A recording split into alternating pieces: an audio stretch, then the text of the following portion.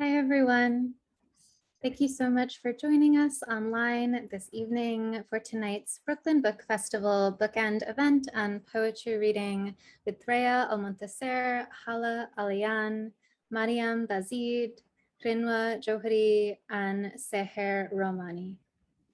My name is Lily Philpott. I'm the programs manager at the Asian American Writers Workshop, and it is my pleasure to welcome you to our virtual event space. A quick visual description of me. I have short black hair. I'm wearing glasses and a green and white printed dress. And there are a number of paintings on the wall behind me. Please do say hi. Let us know in the chat where you are watching from. I am speaking to you all from Brooklyn, New York, which is on ancestral and unceded Canarsie and Munsee Lenape land. For those of you who are new to the AAWW, we are a national nonprofit organization dedicated to uplifting Asian diasporic literature and storytelling.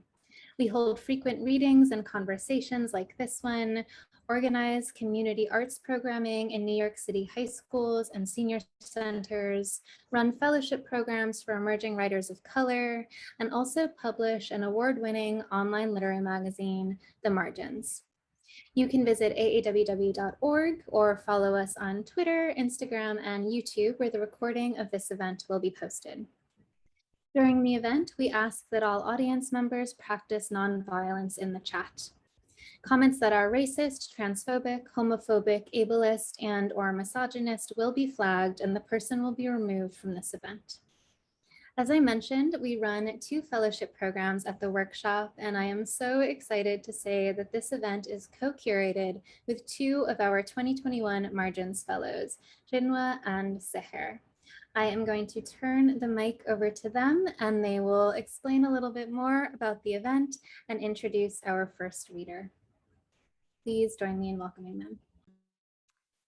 Thank you, Lily, for opening the event tonight. Good evening, everyone. Thank you all for joining us. We're excited to gather and be in virtual community here with you. Tonight's reading centers writers with ancestral roots in Southwest Asia and North Africa, voices living across diaspora, navigating simultaneous erasure and hypervisibility, as well as the everyday entanglements of complicity and resistance while living in the heart of empire. Our homelands are often invoked during flashpoints of war and crisis, but beyond headlines and past stereotypes, we also know our homelands are deeply rooted in humanity's earliest primordial memories, our diverse and vibrant pasts as the cradles of civilization, the wellspring for arts, philosophy, language, mathematics, live on in all of us as we actively shape new futures away from home. The title of tonight's reading, Open the Horizons of Our Ascent, is a translated line from Palestinian poet Fadwa Touqan's poem, A Prayer for the New Year. In her poem, Touqan writes, "Give us wings to open the horizons of ascent, to break free from our confined cavern, the solitude of iron walls. Give us light to pierce the deepest darkness, and with the strength of its brilliant flow, we will push our steps to a precipice from which to reap life's victories."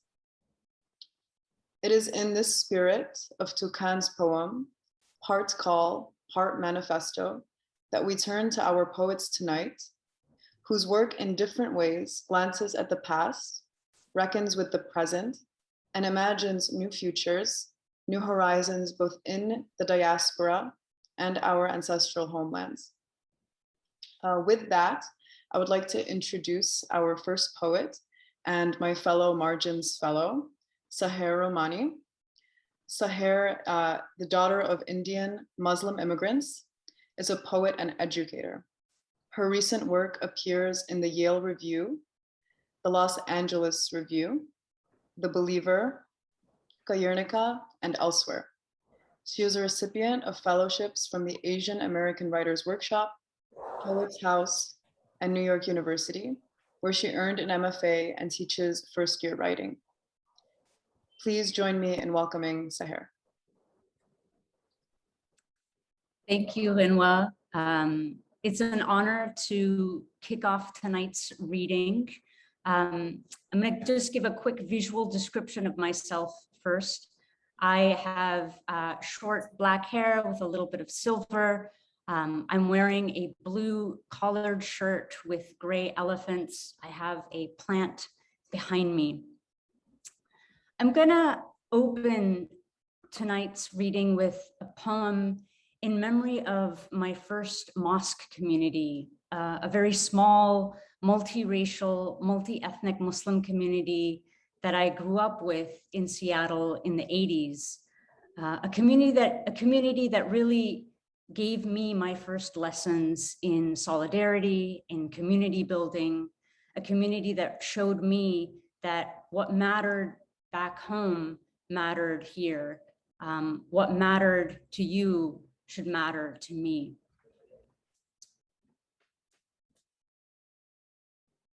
In the Pacific Northwest corner of America, 1988. At the mosque, before the mosque, there are no minarets, no domes, just a house, wooden, rental at the edge of a city, women with and without scarves, Zuhr prayer, a song, the azan, and memories from Kabul, exiles, a game of hide and seek between parked cars and pine trees, children with stories about the kingdom of Cham or courtyards in Lahore, and brother Khalid from Chicago, who rolls his jeans, tilts a black kufi, and Jalila's mom opening the screen door with a platter of Ritz and slices of red delicious, my mother in mustard sandals from J.C. Penney, cotton shalwar kameez, and talk of Palestine, once upon a time, the battle of Badr, lessons from the Prophet. And have you tasted the salt of Kashmir every Sunday, shoulder to shoulder? Bismillahir Rahmanir Rahim. No trained imam, just a mean uncle, or maybe my father reciting Al-Fatiha, the opening.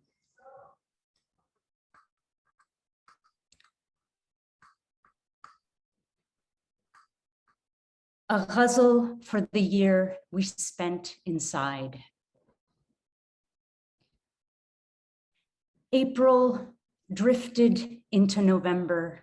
Seasons blundered inside. I apprenticed my cat how to live unencumbered inside. Do you trust me when I say I'm fine? I don't trust you. Passing pleasantries veil longer truths cluttered inside. Fajr near the window, Asr at the doorway, Isha in the corner. My mother prays across quiet rooms so God's words may scatter it inside. Allah, grant light to my left, light to my right, light below, above, light on my tongue, in my ear, light, light, usher inside. No rush hour, no traffic, no one returns, no one arrives. Time still drifts, slips, disappears, unstructured inside. Don't believe everything you feel, says the teacher. Like travelers, feelings pass through after brief shelter inside. Spring woke with elegy, trees flush with siren and sparrow. Those of us still alive listened, huddled inside. I'm going to read one more poem tonight. This poem is called Insha'Allah, a word that literally translates in Arabic to English as God willing or if God wills, but it's a word that captures so much more. Thank you all for listening. Insha'Allah. When you and I meet, we insha'Allah for every tomorrow, every promise to return, to reach across the river, down the highway, over the next town, on the other side of the border, through the booth, the gate. It doesn't matter whether or not you or I believe in God, no God, but God. We call out, Insha'Allah, like newborns who thirst and swallow first breath of air, mouthful of milk, knowing without learning the way eyes squint against the sun or chin tilts upwards towards light, follows a mother's face. Insha'Allah, what you are waiting for is coming. Letters, documents, that check, that yes, that visa, a gravel path leading to the sea. Insha'Allah, that text from the woman you ran into last night will glow in your pocket. Hey, coffee?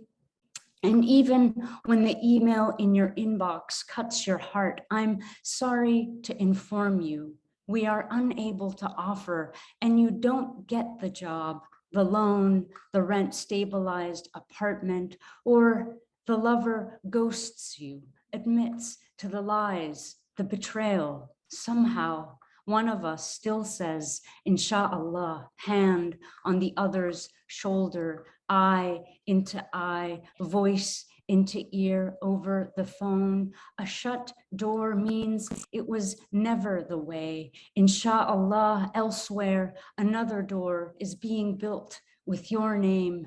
And though you burn in embers of worry, a pending biopsy, a dark cough, your eyes dilate as you read the diagnosis, the headlines, a grenade in a cousin's province.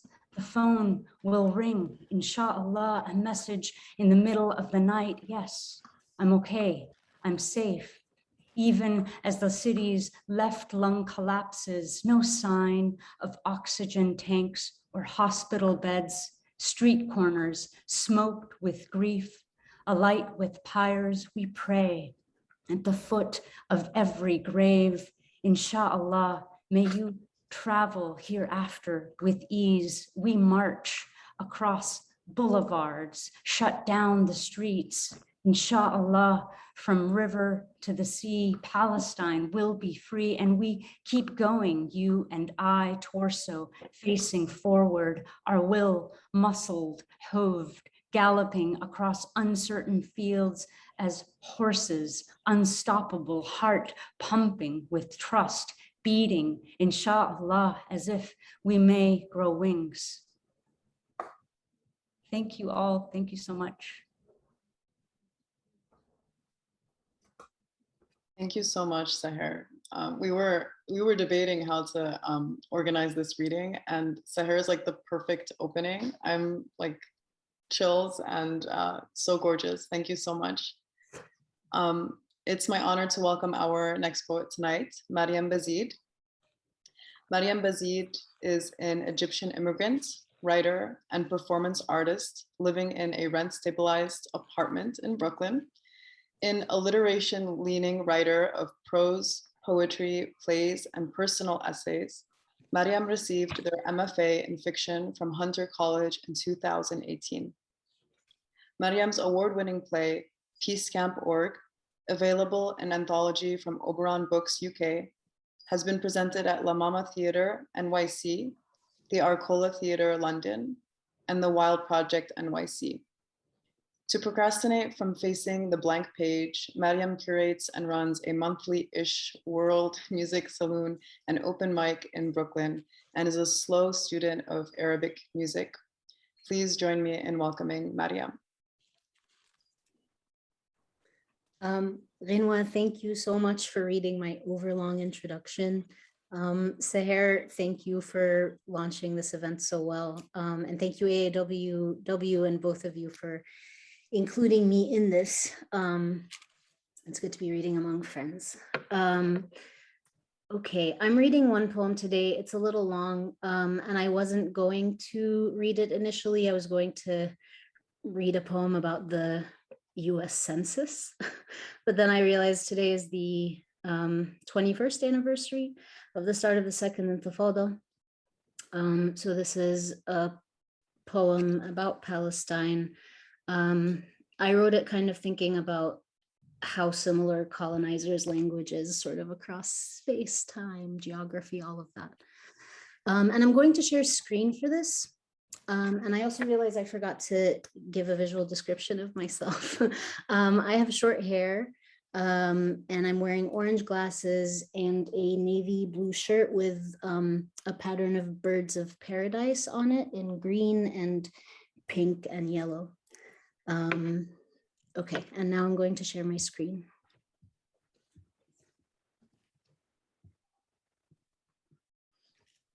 Okay. Palestinians ticking. Thing is, the Zionists are the most honest and direct about it, even if they don't ever quite call it white supremacy. They call it the demographic threat. Sometimes, if you come upon someone with a poetic bent, a love of metaphor, they'll call it the demographic bomb instead of the demographic threat. Palestinian mothers ticking. What? Point me towards someone, anyone in the room who'd want to ride a bus with those people. They had a country and what they do with it. While the children of Hagar ran around headless like her in the desert, the children of Sarah built it up, put up kibbutzim, turned and tilled in tired company the soil of the earth for it not just to split with the huskberries of Yafa, figs of Albira, strawberries of Ramallah, trellis grapes of Salfit, Canaanite for basket of grapes. Quince of Hebron, cauliflower of Chen Yunis, artichokes of Jerusalem, Jerusalem artichokes of Jerusalem, the dates of Deir el-Balah, the green almonds of every mountain, clementines of Qalqilia, Java plums of Tulkaram, the sweet and acid tomatoes of Rafah. Grapefruit of Nablus, stars of Bethlehem, Jadul watermelon succulents of Jenin, heirloom by their very name, Baal. Wheat and barley of Jericho, sunflowers and their seeds and oils of Gaza, the olives of everywhere. Not to mention anise, apples, apricots, avocados, bananas, broad beans, dry beans, fava beans, yellow beans, cabbage, carrots, chickpeas, coriander, Persian cucumbers, snake cucumbers, eggplant, and dill. Fennel flowers, fenugreek, garlic, green peas, guava, Jew's mallow, jojoba, lemons, lentils, lettuces, loquats, kumquats, maize, mango, melon, giant melon, muskmelon, yellow melon, nectarine, nigella, okra, yellow onions, green onions, oranges, blood, fashewi, joint, mandarin, navel, shamuti, Valencia, Washingtonia, palms, parsley, peaches, peanuts, pears, pecans, hot peppers, green peppers, red peppers, yellow peppers, purple peppers, sweet peppers, persimmons.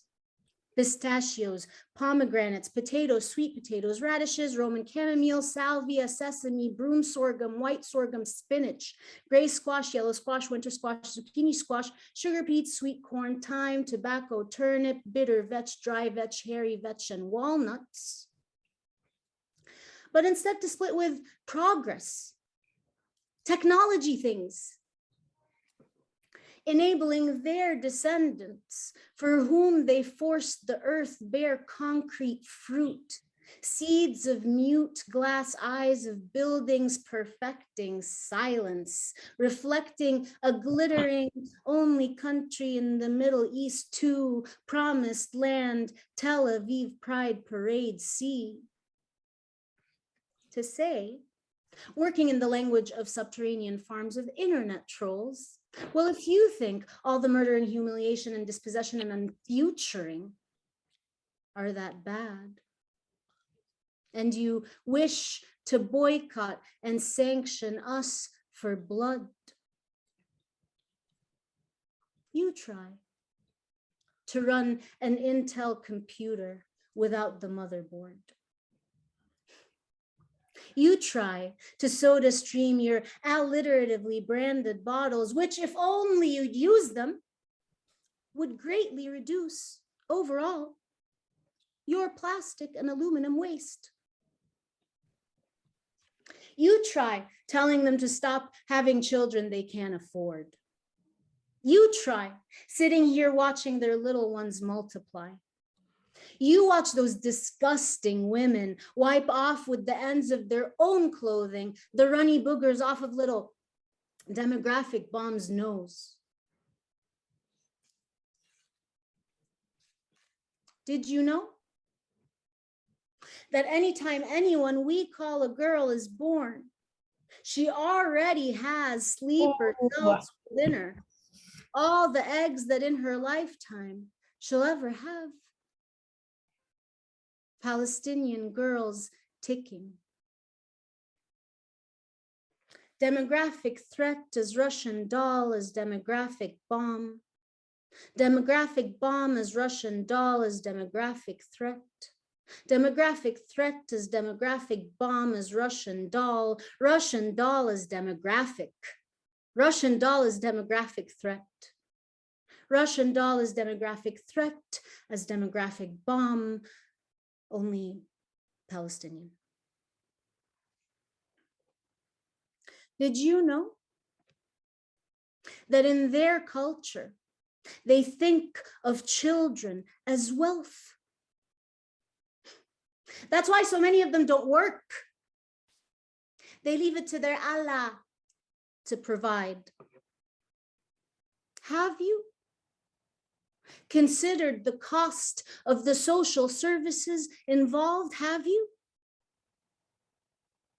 Do you want them as your neighbors, knowing their children will hate you?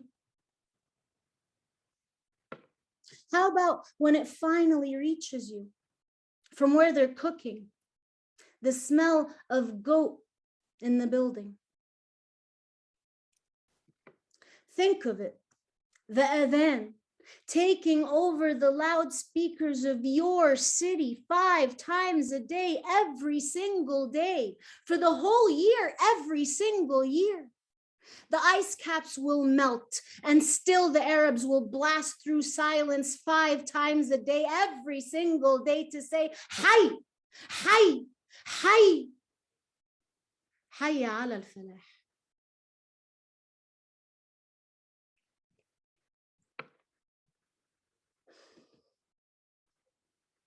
Thank you, everybody.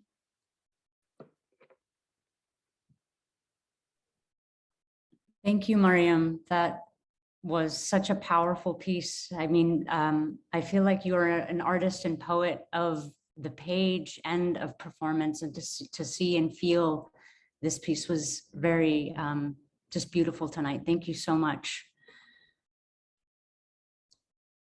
Up next, it's a pleasure for me to introduce Ghinwa Jawhari, our next reader.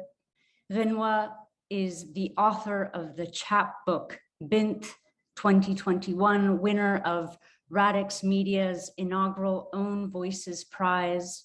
Her essays, fiction, and poetry appear in Catapult, Mizna, The Margins, Narrative, The Adroit Journal, and others. She is a 2021 Margins Fellow here at the Writers' Workshop. She was born to Drew's parents in Cleveland, Ohio, and is currently based in Brooklyn, New York. Please welcome Ghinwa. Hi, guys. Mariam, thank you so much for that. That was incredible. Just stunned the whole time and a hard act to follow. Have been thinking a lot about our past recently and kind of ideating a lot about the history of our people as a collective. And I will read 2 poems for you, and if there is more time, I will read a third. The first poem is called Creation Myth, and I will start with that one. The truth is, there was no rib, no breath of life, no clay. There was your wax skeleton coagulating into its stencil, and I was the garden, and beneath my rib you lived and ate for 9 months, and called my womb Eden. I formed your bones from my bones. My blood too became yours. The truth is, you are an animal, body like any other, like the pheasant, like the serpent, like the hornet on the fig leaf. The truth is, there was no father. In the beginning, there was and would always be me, the bounty that birthed and raised you. Remember, you called all this earth mother, but when you learned to read, suddenly Allah was He, God was His, the sacrifice always a son.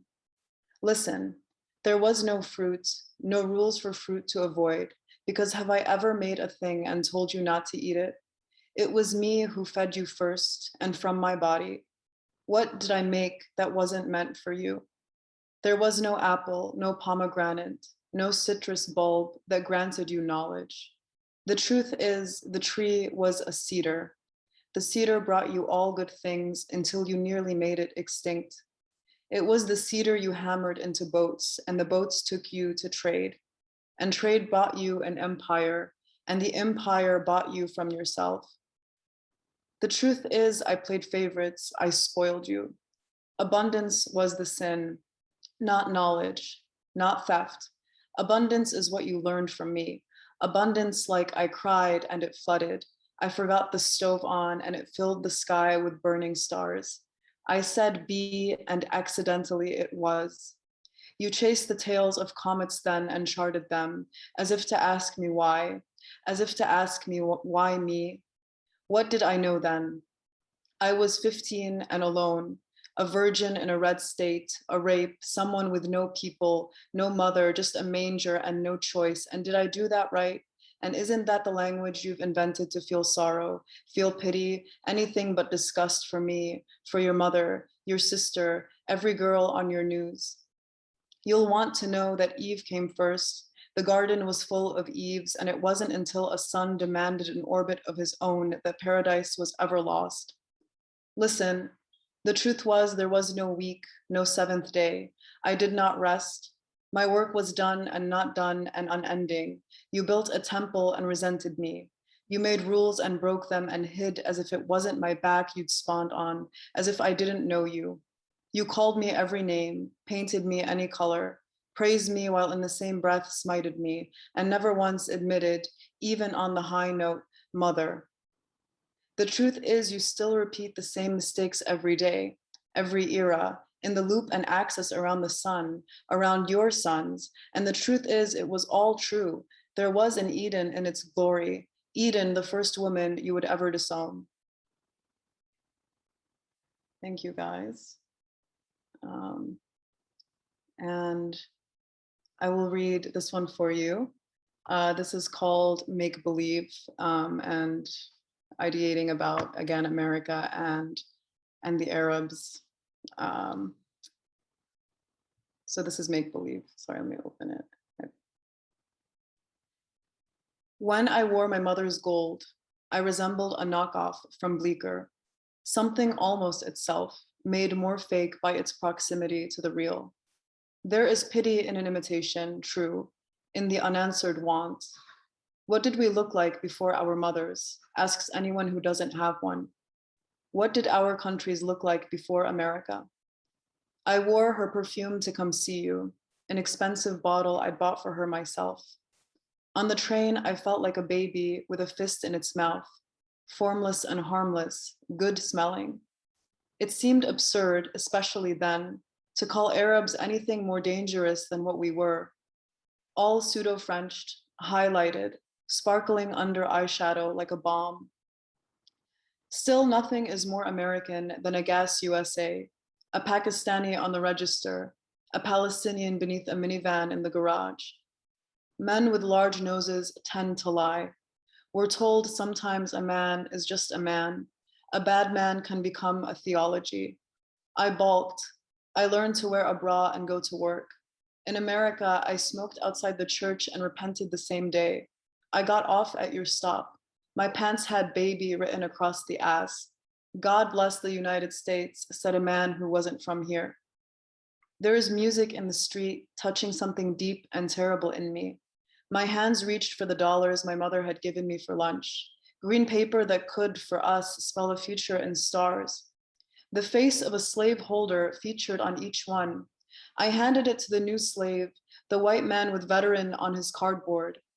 His eyes remembered me from another life. See, nothing is as American as our cruelty, manufactured in bulk. Here is the difference. I can still admit I love my Eid, its walnuts quenched in rose water, its sonorous prayers, the salty smell of my mother, the person I embrace first on each new year, tears and sweat and all of us grateful together. Tell me you feel the same towards your apple pie, your casseroles, and Christmas, and I'd sing America back from its slumber. When I'd met you at last, the telephone wires hung between crosses in twin rows under God. Smokestacks emptied their dark filth into the heavens, still stood as tall as the proudest men I knew. I was a monster then. I was an other. The glory of the good country before me like an omen, opening its black belly like a wave. Thank you guys so much.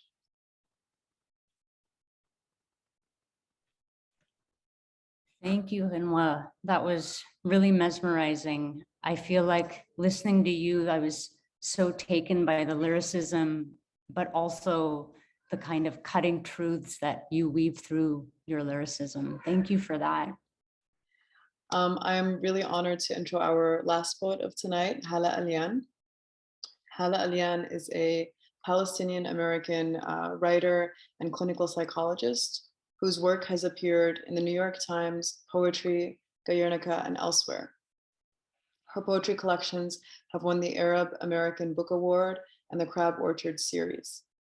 Her debut novel, Salt Houses, was published by Houghton Mifflin Harcourt in 2017 and was the winner of the Arab American Book Award and the Dayton Literary Peace Prize. Her second novel, The Arsonist City, was recently published this year. Hala lives in Brooklyn with her husband and dog. Please join me in welcoming Hala. Hi, everyone. Thank you so much. I'm so grateful to be here. Thank you so much for including me tonight, especially with such incredible poets. This was really an incredibly moving evening. So I'm just feeling very grateful. I'm going to read 3 pieces. This first one is called The Interviewer Wants to Know About Fashion. Think of all the calla lilies. Think of all the words that rhyme with calla. Isn't it a miracle they come back? The flowers, the dead. I watch a woman bury her child. How? I lost a fetus and couldn't eat breakfast for a week. I watch a woman and the watching is a crime, so I return my eyes. The sea foams like a dog. What's 5,000 miles between friends? If you listen close enough, you can hear the earth crack like a neck. Be lucky. Try to make it to the morning. Try to find your heart in the newsprint, please. I'd rather be alive than holy. I don't have time to write about the soul. There are bodies to count. There's a man wearing his wedding tuxedo to sleep in case he meets God, and there is a brick of light before each bombing. I dream I am a snake after all. I dream I do Jerusalem all over again, only this time I don't shake my hair down when the soldier tells me to. I don't thank them for my passport later. My grandfather said they couldn't have kept it. You know that, right? I don't know what they couldn't do. I only know that enormous light, only that roar of nothing as certain and incorrect as a sermon. This is called Naturalized. Can I pull the land from me like a cork?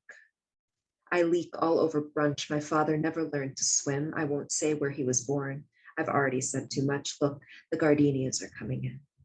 Look, My love is watching Vice again, gloss and sound bites he likes to understand. He plays devil's advocate. My father plays soccer. It's so hot in Gaza. It's so hot under that hospital elevator. That's no place for a child's braid. In the staff meeting, I stretch my teeth into a country when they congratulate me on the ceasefire. As though I don't take a jazeera to the bath. As though I don't pray in broken Arabic. It's okay. They like me. They like me in a coffin. They like me when I spit my father from my mouth. There's a whistle. There's a missile fist bumping the earth. I draw a Pantene map on the shower curtain. I break a Klonopin with my teeth and swim.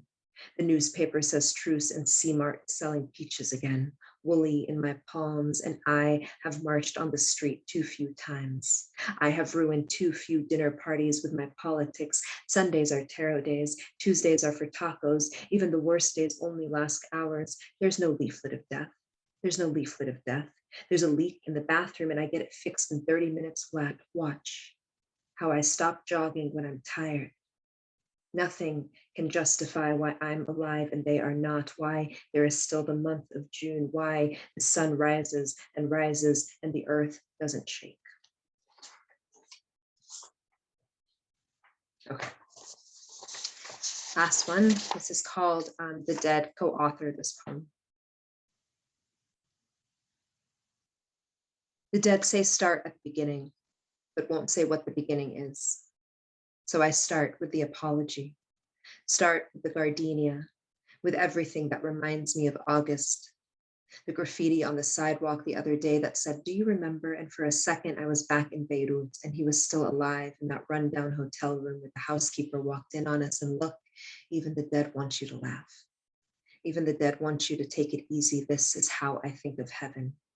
Not the end of a race, but a fountain in a square somewhere. No meeting time, no running late. You just show up when you show up and somebody is already singing your favorite song. And somebody is telling you to sit. And it's whatever season you want it to be. And it's whatever city you want it to be. The dead say start with this very moon.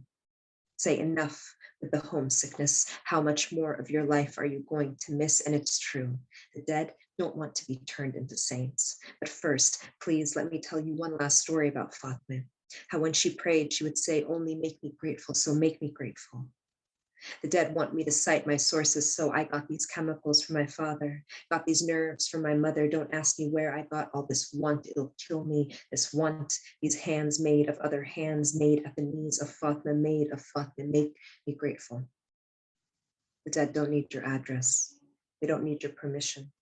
They are brewing your favorite drink as we speak, and it doesn't matter when you arrive. They've got time, or not time like we have time, but time like a country. No start or end or middle. The dead don't own clocks. They own nothing.